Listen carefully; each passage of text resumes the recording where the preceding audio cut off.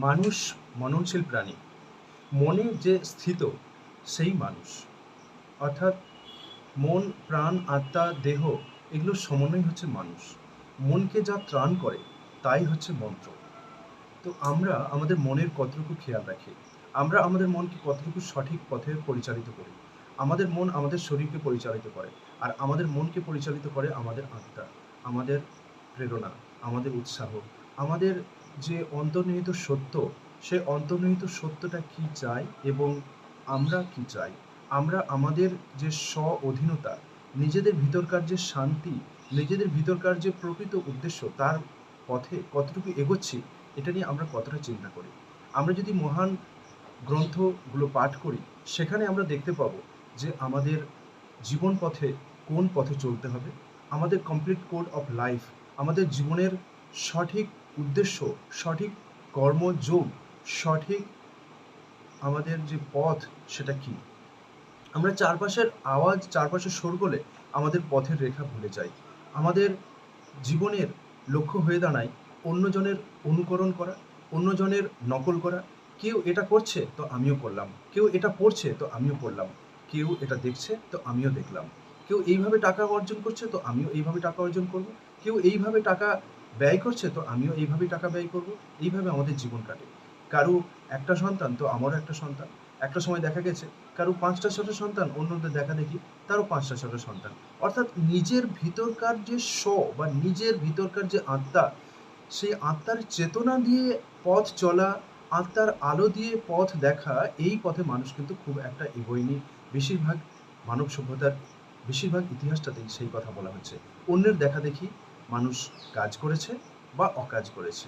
অন্যের দেখাদেখি বা অন্যের সম্পদের প্রতি প্রলুব্ধ হয়ে মানুষ যুদ্ধ করেছে বা লুটপাট করেছে, বা নিজের সম্পদকে রক্ষা করার জন্য, অন্যদের থেকে বাঁচানোর জন্য মানুষ সারা জীবন তার কাটিয়ে গেছে। যক্ষের ধনের মতো ধন সম্পদ আগলে রেখে সে জীবনটাকেই কাটিয়ে দিয়েছে। কিন্তু এইগুলোই তো আমাদের জীবনের পথ হতে পারে না। কেউ টাকার জন্য সারা জীবন ছুটে ছুটে নিজের জীবনটাকেই অর্থহীন করে তুলেছে। কেউ সোনা জমিয়ে রেখে রেখে সেই সোনার ব্যবহার না করে, কেউ টাকা জমিয়ে রেখে রেখে সেই টাকা ব্যবহার না করে, কেউ মানব সম্পদকে সারাটা জীবন ব্যবহার না করে সে জানতেই পারলো না যে তার হৃদয় বলে একটা জিনিস ছিল, তার আত্মা বলে একটা জিনিস ছিল, তার পরম সত্য বলে একটা জিনিস ছিল। আসুন এখন থেকে আমরা আমাদের জীবনের পরম সত্য, আমাদের চিন্তার পুনর্গঠন এবং আমাদের চলার পথের পুনরায় বিচরণ শুরু করি। আমরা শুরু করব মহাপাঠ্য গ্রন্থ থেকে। মহাপাঠ্য গ্রন্থ, মহাপাঠ গ্রন্থ, অর্থাৎ যে গ্রন্থটি পাঠ করলে মানুষ মহান হয়ে উঠতে পারে, সেই গ্রন্থ থেকে আমরা কিছু পাঠ করার চেষ্টা করব। কোনো গ্রন্থ কোনো বিশেষ ধর্ম, বিশেষ সমাজ, বিশেষ সম্প্রদায়ের জন্য নয়। সম্পূর্ণ মানব সমাজকে শিক্ষিত করতে মানব সমাজের শিক্ষাগুরুরা এসেছিলেন। তারা যেই যেই এলাকায় যেই যেই ভাষায় কথা বলতেন, যে মানব গোষ্ঠীর জন্য তারা প্রথম তাদের বার্তা রেখেছিলেন, সেই ভাষায় তাদের গ্রন্থগুলি রচিত হয়েছে। কিন্তু সেই গ্রন্থের বার্তা সার্বজনীন, সমগ্র মানব জীবনের, সমগ্র মানব জমিনকে উর্বর করে তুলতে, সবুজ শ্যামলিমাময় করে তুলতে তাদের বার্তা আজও আমাদেরকে পথ দেখায়। তো আমরা মহাপাঠ্য গ্রন্থ থেকে সবচেয়ে প্রথম যে বার্তাটি আছে সেটি নিয়ে আলোচনা করব। সবচেয়ে প্রথমে কোনো গ্রন্থ শুরু করার আগে আমাদের কি করতে হবে? সবচেয়ে আগে আমাদের মনটাকে গ্রন্থের প্রতি নিবিষ্ট করতে হবে। তারও আগে আমাদের কি করতে হবে?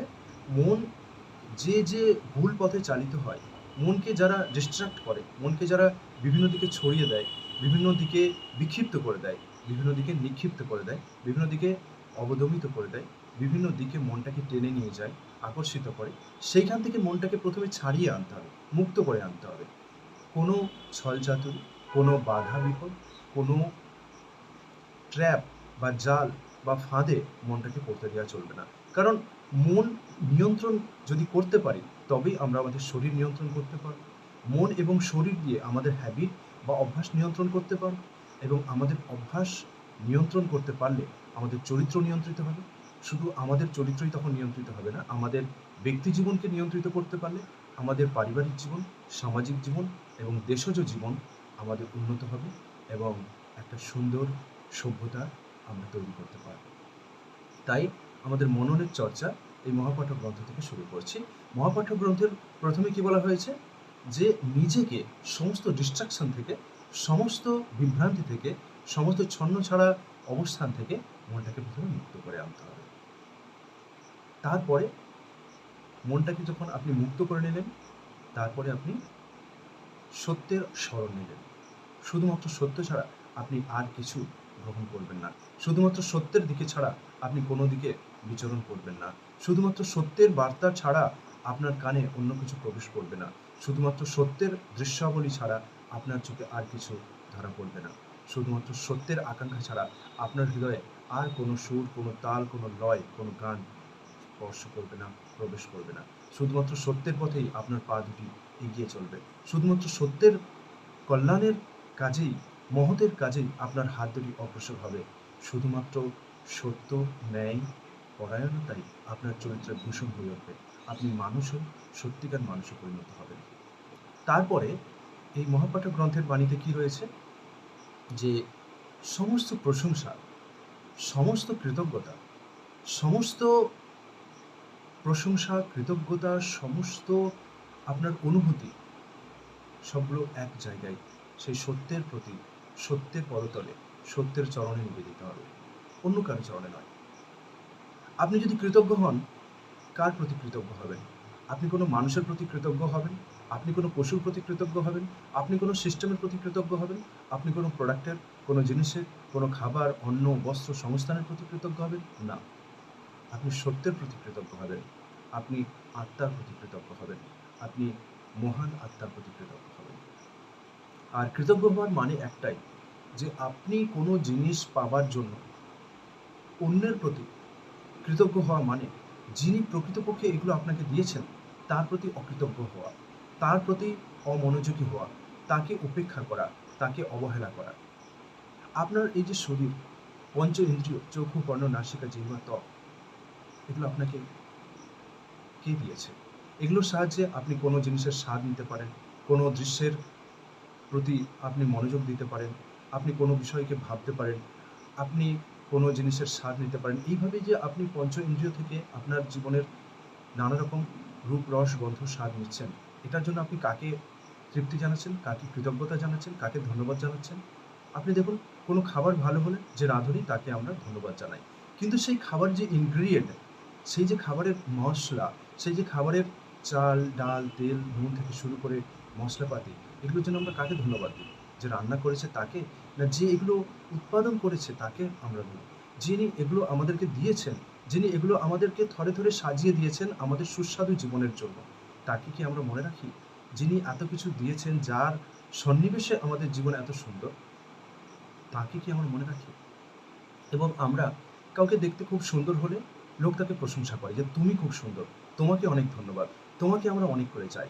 কিন্তু সেই সৌন্দর্যটা কি সে তৈরি করেছে? সেই সৌন্দর্যটা যিনি তাকে দিয়েছেন, যে সত্য, যে সৌন্দর্য, যে ইনসাফ, যে ন্যায় তার চারপাশে ঘিরে তাকে সুন্দর রেখেছে, সেই পরম সত্যের কথা আমরা কতটুকু মনে রাখি? যিনি তাকে সুন্দর করেছেন তাকে আমরা কতবার মনে রাখি, মনে রেখে ধন্যবাদ দিই? কোনো সুন্দর জিনিস দেখলে, কোনো সুন্দর মূর্তি দেখলে, কোনো সুন্দর মানুষ দেখলে, কোনো সুন্দর দৃশ্য দেখলে আমরা সেই দৃশ্যটারই, সেই জড়বস্তুটারই প্রশংসা করে ফেলি। কিন্তু সেই জড়বস্তুতে প্রাণ কে দিলেন? সেই জড়বস্তুতে দেখার জন্য, সেই জড়বস্তুর প্রতি মুগ্ধ হবার মতো অন্তর, হৃদয় কে দিলেন? যিনি দিলেন তাকে মনে করতে হবে। কারণ আমরা পেন্সিল দিয়ে লিখছি, কিন্তু সেই পেন্সিলের প্রতি আমরা ধন্যবাদ দিচ্ছি, কিন্তু সেই পেন্সিলের ভিতরের যে কারিগরি, সেই পেন্সিলের ভিতরে যে কাঠ, সেই কাঠটা কে দান করেছেন? সেই পেন্সিল থেকে যেটা লেখা হচ্ছে, সেই লেখাটাকে আমরা প্রশংসা করছি, কিন্তু লিখছে কোন হৃদয় থেকে লেখাটা ভেসে আসছে, সেই হৃদয়ের খোঁজ আমরা কখনো নিয়েছি? সেই হৃদয়কে কে অত সুন্দরভাবে আচ্ছাদিত করছেন, তার কথা আমাদের মনে রাখতে হবে। এবং কোনো কিছু লাভ করলে, কোনো কিছুতে গরীয়ান হলে, কোনো কিছুতে পূর্ণ হয়ে উঠলে, কোনো কিছুতে সমৃদ্ধ হয়ে উঠলে, সেই জিনিসটার প্রতি আমরা কৃতজ্ঞ হব না, বরং সেই জিনিস আমাদের যিনি দান করেছেন, সেই মহান স্রষ্টা, মহান সত্যের প্রতি আমরা কৃতজ্ঞ হব। এবং অহংকারী আমরা কখনোই হয়ে উঠব না। সারা বিশ্বজগতে যা কিছু আছে সব মহান স্রষ্টার, সব মহান সত্যের, সব মহান প্রকৃতির। তো এই মহান স্রষ্টা, মহান সত্য, মহান প্রকৃতিকে আমরা কৃতজ্ঞতা না জানিয়ে, ধন্যবাদ না জানিয়ে, এই বিষয়গুলিকেই, এই জড় জিনিসগুলিকেই আমরা সমগ্র সত্য বলে ধরে নিলে প্রকৃত স্রষ্টাকে অপমান করা হয়। এইখান থেকেই আমাদের যে কোনো গ্রন্থপাঠ, যে কোনো বাক্য মুখ থেকে বলা, যে কোনো পথে চলা, যে কোনো বিষয়ে আলোচনা করা আমাদের শুরু হবে। সুতরাং আমরা যা কিছু লাভ করেছি সেগুলো জড় জিনিস, সেগুলোর মধ্যে প্রাণ যিনি দিয়েছেন সেই মহাপ্রাণ, মহান আত্মাকে, মহান আদর্শকে, মহান সত্যকে আমরা সবসময় মনে রাখবো। আমরা যা কিছু দেখব যদি সুন্দর হয় আমরা বলবো তিনি মহান, যিনি এই সৌন্দর্য দান করেছেন। আমরা যদি কোনো খাবার খাই, সেই খাবার যদি খুব সুন্দর হয়, খুব সুস্বাদু হয়, খুব তৃপ্তিদায়ক হয়, তাহলে আমরা ধন্যবাদ জানাবো, কৃতজ্ঞতা জানাবো যিনি এই খাবারের ইনগ্রিডিয়েন্টগুলোকে, এর উপকরণগুলোকে যিনি দান করেছেন, পৃথিবীকে যিনি উর্বর করেছেন, আকাশকে যিনি বৃষ্টিধারায় পৃথিবীর জন্য উপাদেয় করে তুলেছেন, সেই মহান স্রষ্টাকে আমরা ধন্যবাদ জানাবো। এবং আমাদের কোনো কিছু প্রাপ্তিতে আমাদের দেখতে সুন্দর হতে পারে, আমাদের অর্থ অনেক বেশি হতে পারে, আমাদের অঙ্গ সৌষ্ঠব অনেক সুন্দর হতে পারে, আমাদের আত্মীয় স্বজনের পরিপূর্ণ আমরা হয়ে উঠতে পারি, সেজন্য নিজেদেরকে ধন্যবাদ না দিয়ে, নিজেদের জিনিসগুলোকে ধন্যবাদ না দিয়ে, যিনি এত কিছু আমাদের জন্য প্রেরণ করেছেন, আমাদেরকে সমৃদ্ধ করেছেন, তাকে আমরা সবসময় মনে রাখবো এবং অহংকারী হব না। যিনি আমাদের দিয়েছেন তার প্রতি আমরা বিনীত চিত্তে এগুলো পাওয়ার জন্য কৃতজ্ঞতা, ধন্যবাদ এবং নিজের মনকে তার প্রতি নিবেদিতকরণের মাধ্যমে নিজেদেরকে, নিজেদের প্রকৃত আদর্শকে, নিজেদের প্রকৃত বিনয় বোধকে, শরণাগতিকে আমরা অনুসরণ করে চলব। তারপরে সে মহাগ্রন্থের বাণীতে কি রয়েছে, যে মহান স্রষ্টাকে আমরা মাঝে মাঝে ভুলে যাই। আমরা কোনো খাবার খেলে খাবারের রাঁধুনিকে তো আমরা ধন্যবাদ দিয়েই দিই, খাবারের স্বাদকে তো আমরা ধন্যবাদ দিয়েই দিই, কিন্তু যিনি এই খাবারের উপকরণগুলো দিয়েছেন, যিনি এই স্বাদ আমাদের কাছ পর্যন্ত পৌঁছে দিয়েছেন, তাকে যখন আমরা ভুলে যাই, তার তো রাগ হওয়ার কথা যে তাকে আমরা ধন্যবাদ না দিয়ে অন্য কাউকে ধন্যবাদ দিচ্ছি, তার জায়গায় আমরা অন্য কাউকে বসাচ্ছি, তার জায়গা থেকে তাকে আমরা অপসারণ করছি। এবং শুধু তাকে অপসারণ করাই শেষ হচ্ছে না, তাকে অপসারণ করার মাধ্যমে আমাদের যে প্রকৃত আমাদের যে প্রকৃত নিজস্বতা হলো এই, যে কেউ আমার প্রতি ভালো করলে আমরা তাকে ধন্যবাদ জানাবো, সেই থেকে আমরা সরে যাচ্ছি, আমরা নিজেদের চরিত্রকে বিকৃত করছি। এই ভুলগুলো থেকে আমাদেরকে তার কাছে ক্ষমা চাইতে হবে এবং তিনি অনন্ত ক্ষমাশীল এবং তিনি অনন্ত দয়াময়। এবং মনে রাখতে হবে আমরা যদি সঠিক কাজ করি তিনি আমাদের সঠিক পথে চালনা করে আমাদেরকে পুরস্কৃত করবেন। আমরা যদি ভুল পথে চলি, ভুল পথে যদি আমরা আমাদের পাগুলোকে এগিয়ে দিই, আমাদের হাতগুলোকে এগিয়ে দিই, আমাদের চোখগুলোকে এগিয়ে দিই, আমাদের হৃদয় মনকে আমরা যদি ভুল পথে বিছিয়ে দিই, তাহলে কী হবে? আমাদের স্রষ্টার কোনো ক্ষতি হবে না, বরং আমাদেরই ক্ষতি হবে। আমাদের অঙ্গ প্রত্যঙ্গের ক্ষতি হবে, আমাদের বুদ্ধির ক্ষতি হবে, আমাদের দেহের ক্ষতি হবে, আমাদের চরিত্রের ক্ষতি হবে এবং সেই ক্ষতি আমাদের পারিবারিক জীবনে, সামাজিক জীবনে, অর্থনৈতিক জীবনে, সামগ্রিক বিশ্বজনীন জীবনে ক্ষতি ডেকে আনবে এবং আমাদের প্রকৃত শখকে বিকৃত করার মাধ্যমে আমরা মানব সভ্যতার শুধু নয়, আমরা মানব ইতিহাসের পর্যন্ত ক্ষতি করে ফেলব। তাই এই সমস্ত ক্ষতি থেকে বাঁচার জন্য আমাদের মনে রাখতে হবে আমাদের জীবনের কিছু আইন আছে এবং সেই আইনের কেউ পরিচালক আছেন এবং সেই পরিচালক তিনি প্রত্যেকটা পদে পদে প্রত্যেকটা জিনিসের চুলচেরা হিসেব নেবেন এবং সেই হিসেবের দিন নিশ্চয়ই রয়েছে। সেই হিসেবের দিনে তিনি মহাবিচারক হবেন এবং আমাদের প্রত্যেকটা কাজকে ভালো এবং মন্দ দুই ভাগে ভাগ করে তিনি ওজন করে দেখবেন ভালো কাজ কতটা করেছি, মন্দ কাজ কতটা করেছি, ভালো কাজের জন্য কতটা পুরস্কার প্রাপ্য, মন্দ কাজের জন্য কতটা তিরস্কার প্রাপ্য। আমাদের পার্থিব জীবনকে আমরা কতটা ফলপ্রসূভাবে, ফলদায়ীভাবে এবং সুনিয়ন্ত্রিতভাবে, সংযতভাবে পরের কল্যাণে, নিজের কল্যাণে, সমাজের অগ্রগতিতে কতটা নিজেদেরকে বিলিয়ে দিয়েছি তার হিসেব হবে এবং সেই হিসেবের তিনি হিসেব গ্রহণকারী, তিনি সত্যের সত্যায়নকারী, তিনি বিভ্রান্তির নির্দেশকারী, যে এই জিনিসটা আপনার ভুল, এই জিনিসটা আপনার ঠিক হয়েছে, এর ফলে আপনি এতটা আপনার প্রাপ্য লাভ করবেন, সাজা এবং যাজা আপনি লাভ করবেন। সুতরাং সেই মহান দিবসের যিনি বিচারক, তার কথা আমাদের সারাক্ষণ মনে রাখতে হবে। প্রতিটি কাজে, প্রতিটি পদে, প্রতিটি কর্মকাণ্ডে তাকে স্মরণ রেখে আমরা যদি কাজ করি, আমরা কোনো ভুল কাজ করতে পারবো না। কারণ আমরা যদি জানি আমাদের যিনি সৃষ্টি করেছেন, যিনি সব কিছু দিয়েছেন, তিনি কিন্তু আমাদেরকে আয়ু দিয়ে পৃথিবীতে পাঠিয়েছেন এবং আয়ু শেষ হলে তার কাছে আমাদের ফেরত যেতে হবে এবং আমাদের কর্মকাণ্ডই তখন আমাদের সাথে ফেরত যাবে। আমাদের আয়ু ফেরত যাবে না, আমাদের টাকা ফেরত যাবে না, আমাদের কোনো সম্পদ ফেরত যাবে না। আমরা যে কাজ বা কর্মসমূহ করেছি সেগুলোই তার কাছে ফেরত যাবে, তার কাছে হিসেব দিতে হবে। সেই হিসেব দিনের তিনি মালিক মনে করেন, তাই আমাদের সমস্ত কাজ করতে হবে এবং সমস্ত মন্দ কাজ থেকে আমাদের দূরে থাকতে হবে। আর সেই জন্য প্রভুর কাছে, আমাদের প্রতিপালকের কাছে, আমাদের নিয়ন্তার কাছে, আমাদের আদর্শ যিনি শিখিয়েছেন তার কাছে, আমাদের সত্য পথ যিনি শিখিয়েছেন তার কাছে, আমাদের শক্তি, সামর্থ্য, উদ্যম, ঊর্জা যিনি দিয়েছেন তার কাছে আমাদের অবদমিতভাবে আমাদেরকে মাথা নত করে বলতে হবে, আমার মাথা নত করে দাও হে তোমার চরণ ধুলার তলে, সকল অহংকার আমার ডুবাও চোখের জলে। তার কাছে চোখের জল ফেলে তার কাছে নিজেদেরকে নত হতে হবে, তার থেকে পথ নির্দেশ চাইতে হবে, তাকে প্রচুর ভালোবেসে তার দেওয়া পথে আমাদের চলে জীবনকে পূর্ণ, সমৃদ্ধ এবং সুখময় করে তুলতে হবে।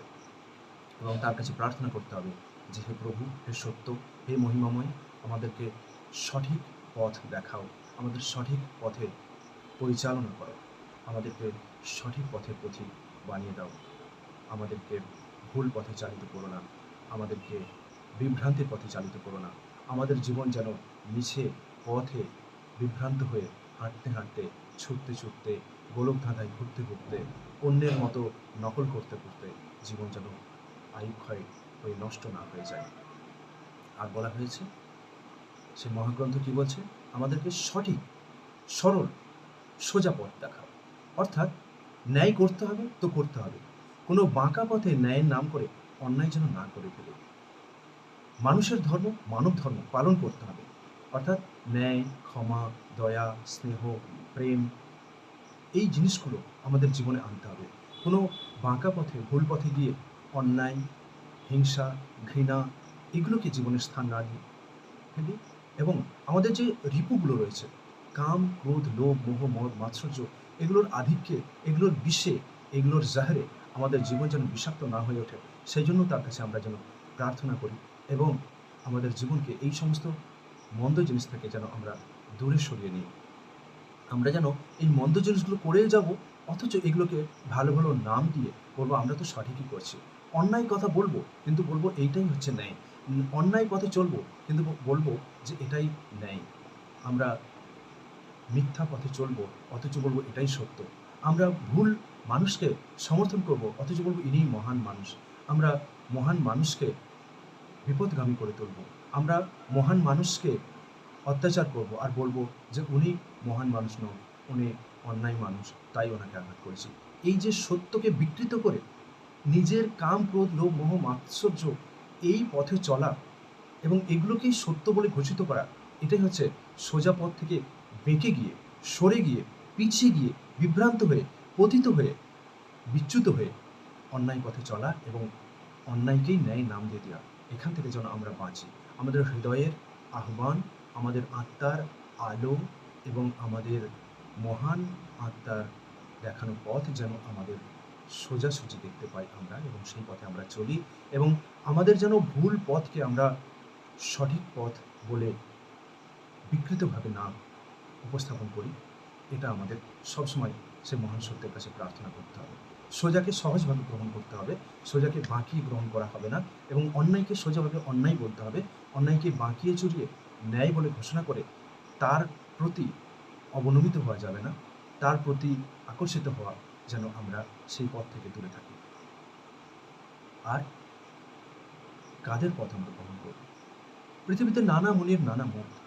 কেউ বলছে এটা ভালো, কেউ বলছে ওটা ভালো, কেউ বলছে এটা ঠিক, কেউ বলছে ওটা ঠিক, কেউ বলছে এটা যদি করো তুমি পুণ্যবান হবে, কেউ অন্য কেউ বলছে এটা যদি ত্যাগ করো তবে তুমি পুণ্যবান হবে। এই যে নানা মুনির নানা মত, নানা বিভ্রান্তি, নানা সরগোল, নানা আওয়াজ, নানা স্পন্দন, নানা ভিড়, কার কথা মতো আমরা চলব? মহাগ্রন্থ কি বলছে? যে যারা মহান আত্মা ছিলেন, যারা সঠিক পথে চলেছেন, যারা মহাপুরুষ হয়ে উঠেছেন, মহান নারী হয়ে উঠেছেন, যারা স্রষ্টার সত্যের সন্তোষ লাভ করেছেন, তাদের পথেই আমাদের পথ হবে। তাদের পথে যেন আমরা চলতে পারি, সেই প্রার্থনা স্রষ্টার কাছে, সত্যের কাছে, প্রভুর কাছে, প্রিয়তম আমাদের পরিচালকের কাছে, প্রতিপালকের কাছে আমরা সেই প্রার্থনা।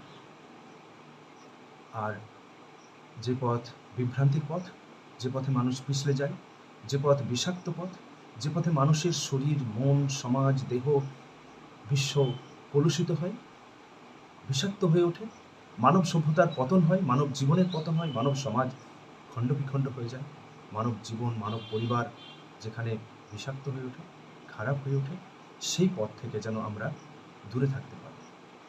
যে পথে চললে স্রষ্টা অখুশি হবেন, আমাদের জীবন আমাদেরকে ছেড়ে চলে যাবে, সেই পথে যেন আমরা কখনো পদচারণা না করি। যে পথ আমাদের প্রকৃত স্রষ্টাকে, প্রকৃত নিয়ন্ত্রককে, প্রকৃত পরিচালককে দুঃখ দেয়, কষ্ট দেয়, রাগান্বিত করে, অসন্তুষ্ট করে, সেই পথ থেকে যেন আমরা সরে থাকতে পারি, এই প্রার্থনা করতে এই গ্রন্থ আমাদের শিখিয়েছে। আর সত্য পথের নাম করে যেন আমরা বিভ্রান্তির পথে না যাই, সোজা পথ ত্যাগ করে যেন আমরা বাঁকা পথে না যাই, মহান হবার পথ ত্যাগ করে আমরা যেন নীচ হওয়ার পথে না যাই, অমৃতের সন্তান হয়ে আমরা যেন অন্ধকারে হারিয়ে না যাই।